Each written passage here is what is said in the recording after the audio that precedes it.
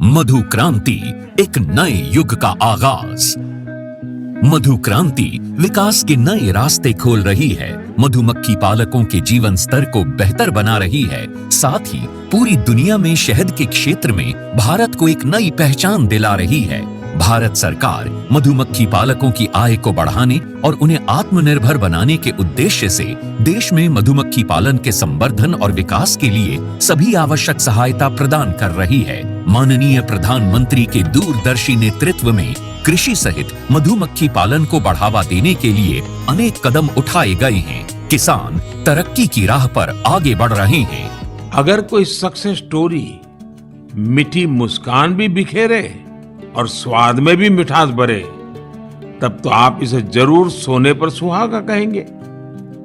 हमारे किसान इन दिनों शहद के उत्पादन में ऐसा ही कमाल कर रहे हैं। शहद की मिठास हमारे किसानों का जीवन भी बदल रही है, उनकी आय भी बढ़ा रही है। मधुमक्खियां न सिर्फ शहद देती हैं, बल्कि पर्यावरण और कृषि के लिए भी आवश्यक हैं। यूं तो भारत में लंबे समय से लोग मधुमक्खी पालन का काम पारंपरिक तरीकों से करते आ रहे हैं, लेकिन आज के समय में इस क्षेत्र में अपार संभावनाएं भी हैं और जरूरत भी है।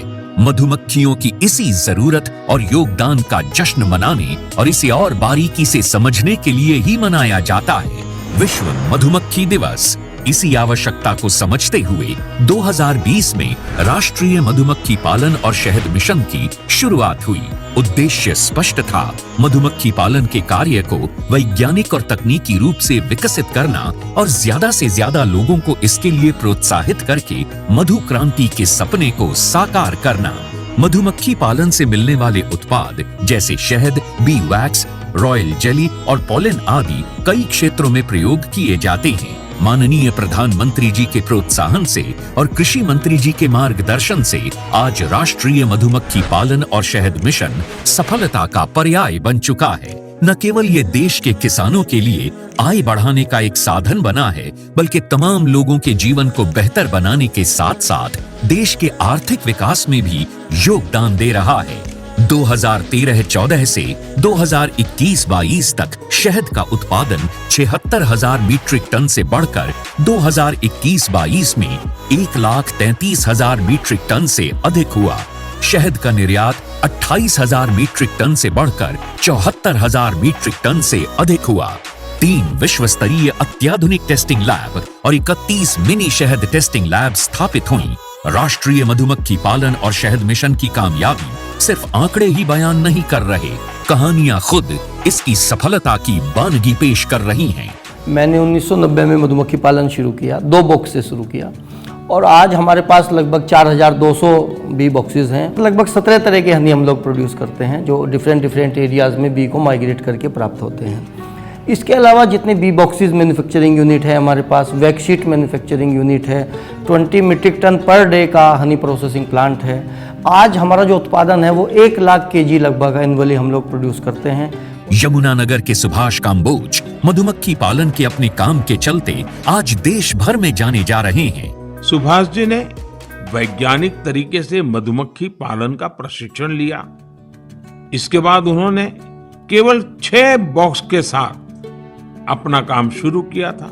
मैंने सिर्फ अपने पोलिनेशन के लिए और शहद खाने के पर्पज से ये बॉक्स रखे थे। जब मैंने देखा कि मधुमक्खियां भी बढ़ रही हैं और हमें शहद भी मिल रहा है, तो मैंने फिर प्रोफेशनल तौर पे इसी काम को ही करने की सोची और आज की तारीख में मैं लगभग 1500 बॉक्स पे मधुमक्खी पालन कर रहा हूँ। ज्यादा से ज्यादा लोग इस मिशन का हिस्सा बन रहे हैं। इतना ही नहीं, ये मिशन नारी शक्ति को और अधिक सशक्त बनाने में भी बड़ा योगदान दे रहा है।